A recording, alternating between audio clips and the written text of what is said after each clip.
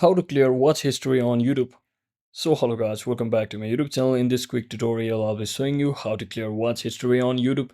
So if you're also using Android just like me, and you can simply tap on this YouTube button or YouTube application, and once you're inside here just select this profile icon at the bottom right corner, and from over here you shall see the history section.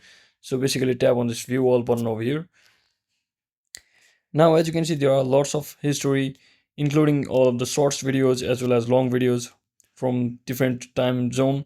So to simply clear it all at once, you just have to click on this three dot icon at the top right corner and simply click on this clear all watch history button over here. So once you do that, it will ask you to clear watch history once again, as your all of your history will be cleared from all of the YouTube apps on your devices connected to this account. So just tap on this clear watch history, and just like that your watch history should be successfully cleared from your YouTube application. So that's it for today guys. Thanks for watching. Don't forget to like and subscribe to the channel. See you on the next one.